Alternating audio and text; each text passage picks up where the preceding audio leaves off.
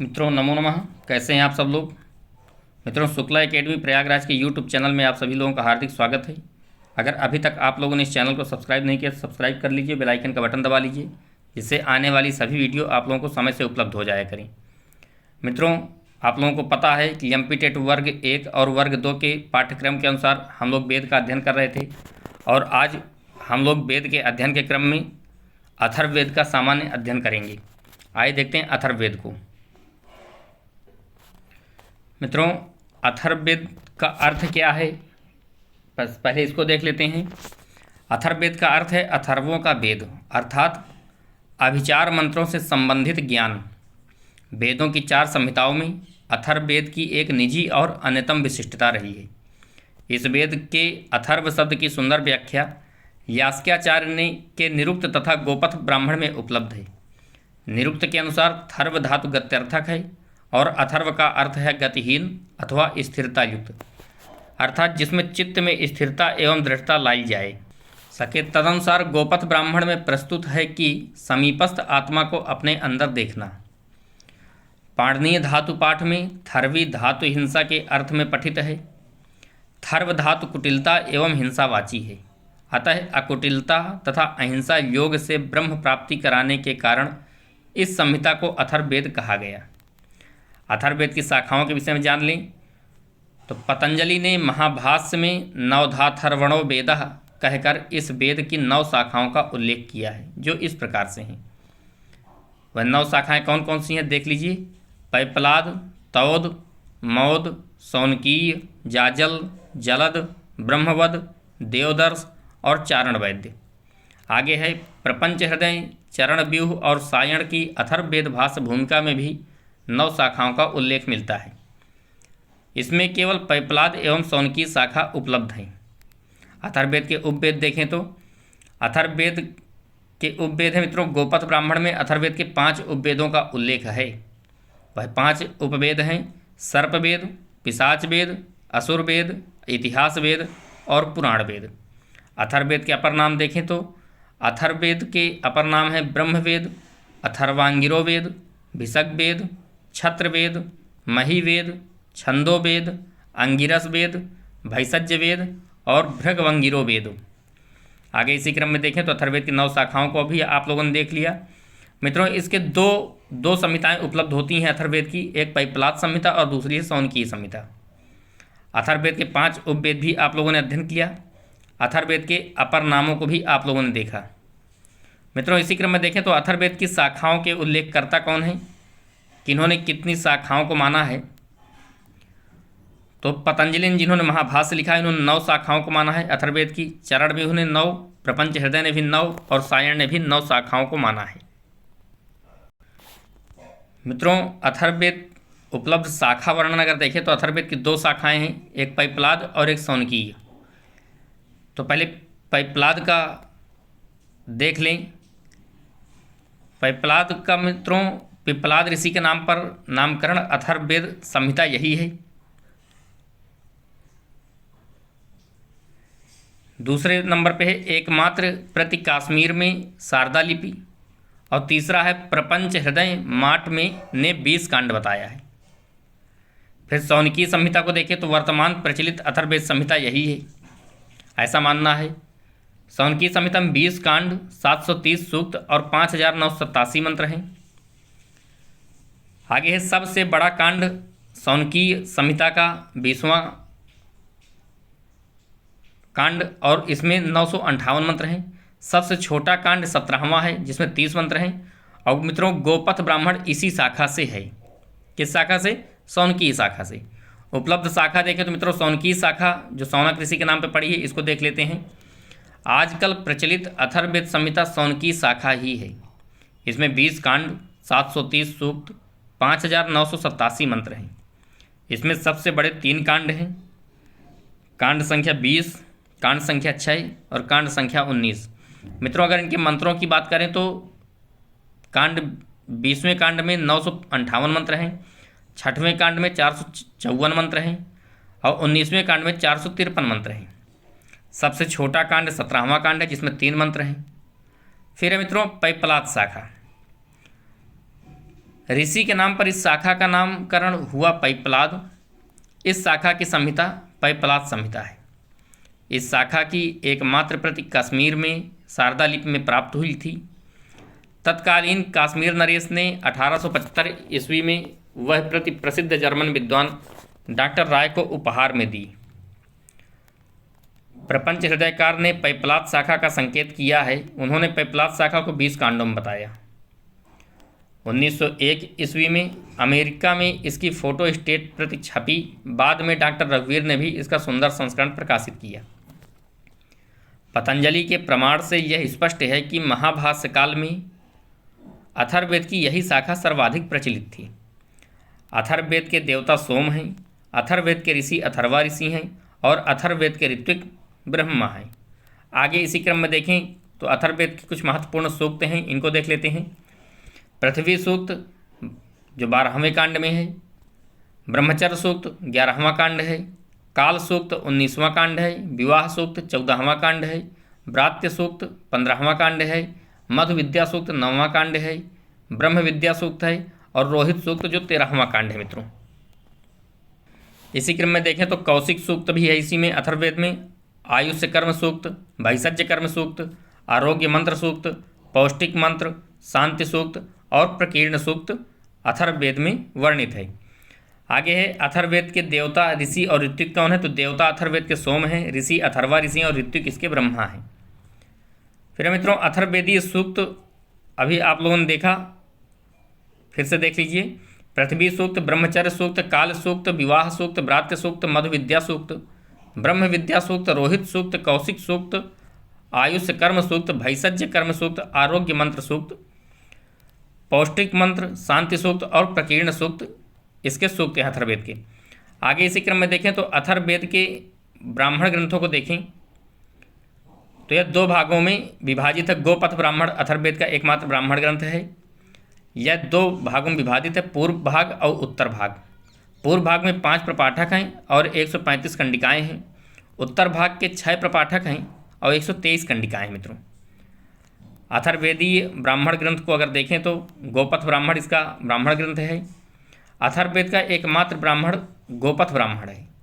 गोपथ ब्राह्मण पैपलाद शाखा से संबद्ध है। पैपलाद शाखा के अथर्ववेद का प्रथम मंत्र देवीरभिष्टये है। गोपथ ब्राह्मण 2 भागों में विभक्त है, पूर्व भाग जिसमें 5 प्रपाठक हैं और उत्तर भाग जिसमें 6 प्रपाठक हैं। इस प्रकार से दोनों भागों में 11 प्रपाठक हैं। पूर्व गोपथ ब्राह्मण में 135 कंडिकाएँ हैं और उत्तर गोपथ ब्राह्मण में 123 कंडिकाएँ हैं। मित्रों कुल मिलाकर गोपथ ब्राह्मण में 11 प्रपाठक, 258 कंडिकाएँ हैं। अथर्ववेद का आरण्यक नहीं उपलब्ध है, इसमें कोई आरण्यक ग्रंथ नहीं है अथर्ववेद का। फिर है अथर्ववेदीय उपनिषद। अथर्ववेद के उपलब्ध उपनिषद 3 हैं। पहला है प्रश्नोपनिषद, दूसरा है मुंडकोपनिषद और तीसरा है मांडुक्योपनिषद।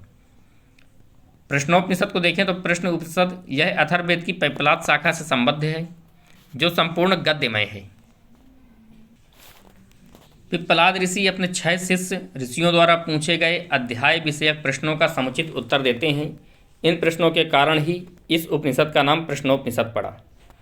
6 शिष्यों के नाम इस प्रकार है मित्रों: कबंधी कात्यायन, भार्गव वैदर्भी, कौशल्य आशुलायन, सौर्यायणी, शैव्य सत्यकाम और 6वां है सुकेशा भारद्वाज। इसी क्रम में देखें तो अथर्ववेदीय उपनिषद, प्रश्न उपनिषद, मुंडक उपनिषद और मांडुक्य उपनिषद। मित्रों प्रश्न उपनिषद संपूर्ण गद्यमय है। मुंडक उपनिषद में 3 मुंडक हैं और मांडुक्य उपनिषद जो लघुकाय है।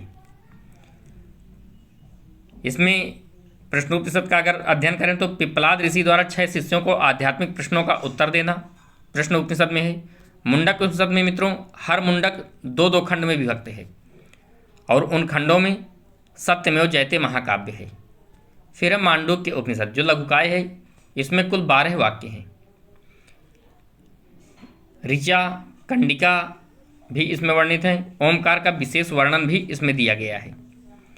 मित्रों इसी क्रम में अगर आगे देखें तो प्रश्नोपनिषद में भी इसी कारण प्रश्न उपनिषद इसका नाम पड़ा, आप लोग पहले पढ़ चुके हैं। और मित्रों मुंडक उपनिषद का जो वर्णन किया गया है तो खंडों में सत्यमेव जयते महाकाव्य और द्वासुपर्णा सयुजा मंत्र भी इसमें विद्यमान है और वेदांत शब्द का सर्वप्रथम प्रयोग भी मुंडक उपनिषद में किया गया है। और फिर है मित्रों मांडुक्य उपनिषद, आप लोगों ने अध्ययन किया, इसमें ब्रह्मा की 4 अवस्थाओं का वर्णन भी है और चतुष्पाद आत्मा का वर्णन भी दिया गया है। मुंडकोपनिषद को अगर देखें तो मित्रों अथर्ववेदीय मुंडकोपनिषद कुल 3 मुंडकों तथा प्रत्येक मुंडक 2-2 खंडों में विभक्त है। यह मुंडक अर्थात सन्यासियों के लिए विरचित हुई है। इस उपनिषद में ब्रह्मा ने अपने ज्येष्ठ पुत्र अथर्वा को ब्रह्म विद्या का उपदेश दिया है। प्रसिद्ध वाक्य सत्यमेव जयते इसी उपनिषद में है। द्वैतवाद का प्रतिपादक द्वासुपर्णा सयुजा मंत्र इसी उपनिषद का है। वेदांत शब्द का प्रयोग सर्वप्रथम इसी उपनिषद में उपलब्ध है। फिर मित्रों मांडुक्य उपनिषद, यह उपनिषद लघुकाय है। लघुता के कारण भी और भाव गांधीर्य के कारण बहुत महत्वपूर्ण है। इसमें कुल 12 वाक्य खंड और कंडिकाएँ हैं। इसमें विशेष रूप से ओमकार का रहस्य वर्णित है। इसमें बताया गया है कि यह सारा संसार, वर्तमान, भूत और भविष्य सब कुछ ओम की ही व्याख्या है। आगे देखें तो मित्रों इसी में ही ब्रह्म की 4 अवस्थाएं बताई गई हैं, जागृत, स्वप्न, सुषुप्ति और तुरीय। इसी संदर्भ में चतुष्पाद आत्मा का सूक्ष्म विवेचन भी प्राप्त होता है। आगे है अथर्ववेद के कल्पसूत्र, इनको देखें तो मित्रों इसके कल्पसूत्र देखिए, स्रौत सूत्र और बैतान सूत्र। स्रौत सूत्र में 8 अध्याय हैं और बैतान सूत्र में 43 अध्याय हैं। ग्रह सूत्र और कौशिक सूत्र में मित्रों अगर देखें तो ग्रह सूत्र में 14 अध्याय और कौशिक सूत्र में 141 अध्याय हैं। मित्रों अथर्ववेद का कोई धर्म सूत्र उपलब्ध नहीं है और शुल्ब सूत्र भी इसका कोई उपलब्ध नहीं है। अथर्ववेदीय स्रौत सूत्र देखें मित्रों तो अथर्ववेद का स्रौत सूत्र बैतान ही उपलब्ध है। बैतान स्रौत सूत्र ब्रह्मा के सभी कर्तव्य इस स्रौत सूत्र के पहले ही अध्याय में दर्श पूर्णमास के विवरण में प्रतिपादित है। यह स्रौत सूत्र गोपथ ब्राह्मण पर आश्रित हैं। इसमें 8 अध्याय और 43 कंडिकाएँ हैं। ये स्रौत कर्म बतलाए गए हैं। दर्श, पूर्णमास, अग्न्याध्येय, उक्त और षोडशी। इसी क्रम में मित्रों आगे देखें तो अथर्ववेदीय ग्रह सूत्र देखते हैं। अथर्ववेदीय ग्रह सूत्र अतिरात्र, वाजपेय, अग्निचयन, राजसूय आदि उपलब्ध हैं। अथर्ववेद का एकमात्र ग्रह सूत्र कौशिक उपलब्ध है। कौशिक सूत्र का अथर्ववेद की शौनकीय शाखा से विशेष संबंध है।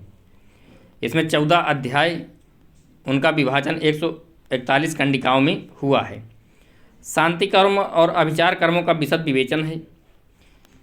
इसमें प्रायः प्रायश्चित्त कर्म और भविष्यवाणी का विशद विवेचन है। कौशिक सूत्र को संहिता विधि, संहिता कल्प संज्ञा प्राप्त है। अथर्ववेद का धर्म सूत्र मित्रों कोई उपलब्ध नहीं है। अथर्ववेद का शुल्ब सूत्र भी नहीं उपलब्ध है। फिर है अथर्ववेद के शिक्षा ग्रंथ। अथर्ववेद का केवल एक शिक्षा ग्रंथ है, मांडुकी शिक्षा। मांडुकी शिक्षा का अगर देखें तो यह श्लोकात्मक है। साम स्वरों का इसमें विशद विवेचन है। इसमें कुल 179 अर्थात 179 श्लोक हैं। अथर्ववेद के स्वरों तथा वर्णों को भली भांति जानने के लिए यह शिक्षा उपयोगी है।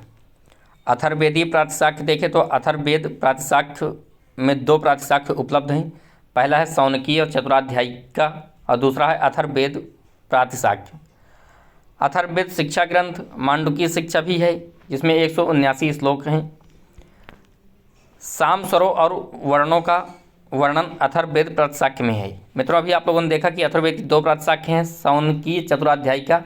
इसमें 4 अध्याय हैं। सूत्र संख्या 434 है, जो सबसे प्राचीन प्रातिशाख्य है। फिर दूसरा है अथर्ववेद प्रातिशाख्य। इसमें 3 प्रपाठक, 4 प्रपाठक, प्रथम प्रपाठक 3 पाद, द्वितीय और तृतीय प्रपाठक 4 पाद, कुल सूत्र संख्या 221 है। फिर मित्रों शौनकीय चतुराध्यायिका अगर देखें तो इसके लेखक शौनक हैं।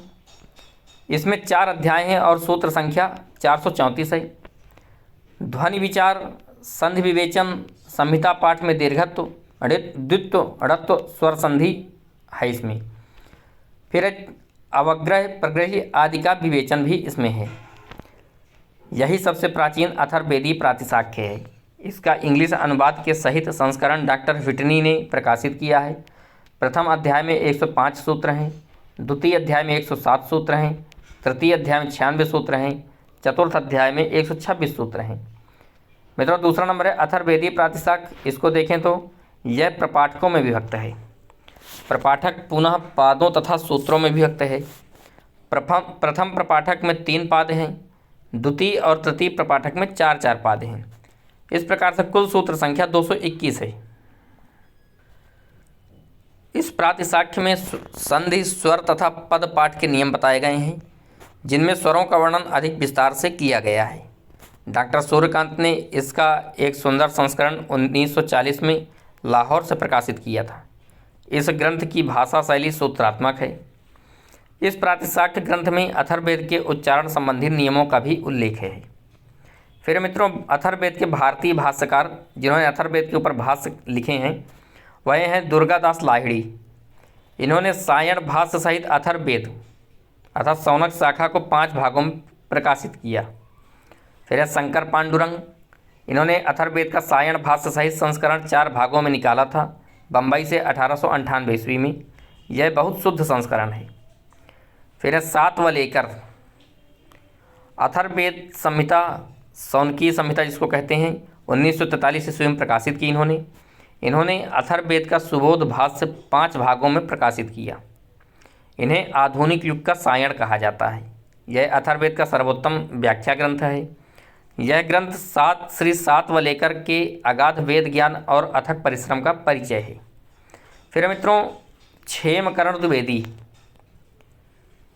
इन्होंने संपूर्ण ऋग्वेद का हिंदी भाष्य किया है। अगले भाष्यकार हैं जयदेव विद्यालंकार। इन्होंने संपूर्ण अथर्ववेद का हिंदी भाष्य किया। फिर है श्री राम शर्मा। मित्रों, इन्होंने इसे हिंदी अनुवाद के साथ प्रकाशित किया है। फिर है विश्वबंधु। सायण भाष्य सहित अथर्ववेद 5 भागों में इन्होंने निकाला है, विश्वबंधु जी ने। आगे हैं मित्रों अथर्ववेद शिक्षा ग्रंथ के भाष्यकार। जो अथर्ववेद के शिक्षा ग्रंथ है उनके भाष्यकार देखें तो हैं भगवत दत्त। इन्होंने अथर्ववेदीय पंचपटलिका और मांडूकी शिक्षा पर भाष्य टीका लिखा। आगे इसी क्रम में मित्रों देखें तो अथर्ववेद प्रातिशाख्य भाष्यकार हैं, जिन्होंने प्रातिशाख्य के ऊपर भाष्य लिखा है, वह हैं विश्वबंधु। इन्होंने अथर्ववेदीय प्रातिशाख्य और अथर्ववेदीय बृहत् सर्वानुक्रमणी पर भाष्य टीका लिखी। अथर्ववेदीय ब्राह्मण भाष्यकार देखें तो राजेंद्र लाल मिश्र, जिन्होंने गोपथ ब्राह्मण पर भाष्य लिखा। आगे हैं क्षेमकर्ण त्रिवेदी। इन्होंने गोपथ ब्राह्मण हिंदी अनुवाद सहित प्रकाशित किया। फिर है डॉक्टर विजय पाल शास्त्री। मित्रों, गोपथ ब्राह्मण पर भाष्य मिलता है इनका। अगले क्रम में है अथर्ववेदीय पाश्चात्य विद्वान रोठ और फिटनी। इन्होंने अथर्ववेद संहिता का सर्वप्रथम संपादन किया और 1856 ईस्वी में उसे प्रकाशित किया। इसी क्रम में आगे हैं ब्लूमफील्ड और गार्वे। इन्होंने अथर्ववेद की पैपलास शाखा की एक अति जीर्ण काश्मीर से शारदा लिपि में प्राप्त प्रति से फोटो प्रति 3 बड़ी जिल्दों में 1901 ईस्वी में छपवाई। फिर है कैलंड। ये अथर्ववेद का मित्रों संहिता का एक आलोचनात्मक संस्करण उटरिच हॉलैंड से प्रकाशित किया। फिर है इसी क्रम में ग्रिफिथ। इनका देखें तो अथर्ववेद का अंग्रेजी में पद्यानुवाद वाराणसी से 1895 से 1898 में छपवाया था। व्हिटनी और लाना मान। इन्होंने अथर्ववेद का अंग्रेजी में अनुवाद 150 पृष्ठ की भूमिका तथा विविध टिप्पणियों से युक्त है, जो 1905 ईस्वी में 2 भागों में प्रकाशित किया।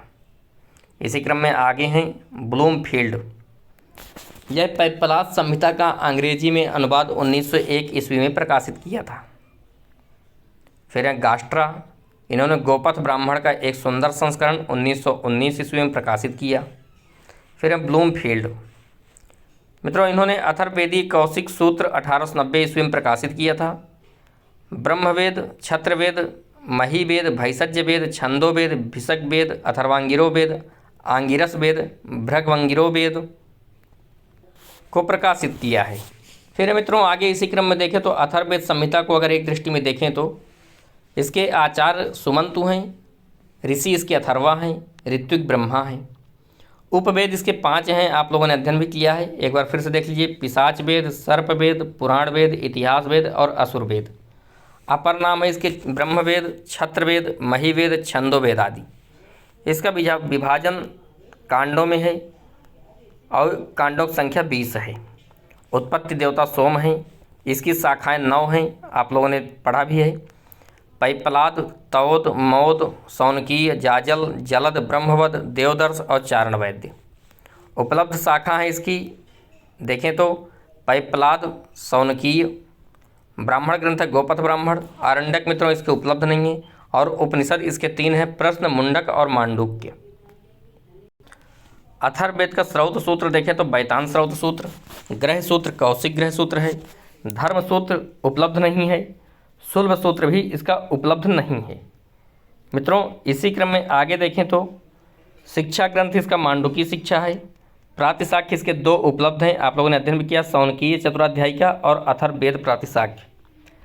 भारतीय भाष्यकार में देखें अथर्ववेद की भारतीय भाष्यकार कौन कौन से हैं तो दुर्गादास लाहिड़ी, शंकर पांडुरंग पंडित, सातवलेकर, क्षेमकरण त्रिवेदी, जयदेव विद्यालंकार, श्री राम शर्मा, विश्वबंधु, डॉक्टर रघुवीर भागवत दत्त, डॉक्टर विजयपाल शास्त्री और राजेंद्र लाल मिश्र। इसी क्रम में आगे देखें तो पाश्चात्य अनुवादक इनके देखें तो रोठ और व्हिटनी, ब्लूमफील्ड और गार्वे, काइलैंड, ग्रिफिथ, व्हिटनी और लानमान और गास्ट्रा इसके पाश्चात्य अनुवादक हैं मित्रों। इस प्रकार से मित्रों आज आप लोगों का वेदों के क्रम में अथर्ववेद का सामान्य अध्ययन पूरा हुआ। अगर आप लोगों को वीडियो अच्छी लगे तो चैनल को सब्सक्राइब करिएगा, बेल आइकन का बटन दबाइएगा और वीडियो को लाइक करिएगा, ज़्यादा से ज़्यादा इसको शेयर करिएगा जिससे और भी लोगों को इसका लाभ मिल सके। आप लोग निरंतर अध्ययन करते रहिए। सर्वे भवन्तु सुखिनः, सर्वे सन्तु निरामयाः, सर्वे भद्राणि पश्यन्तु माँ कश्चित् दुःखभाग् भवेत्। इसी के साथ मित्रों आप सभी को नमो नमः। फिर कल पुनः मुलाकात होगी नई वीडियो के साथ।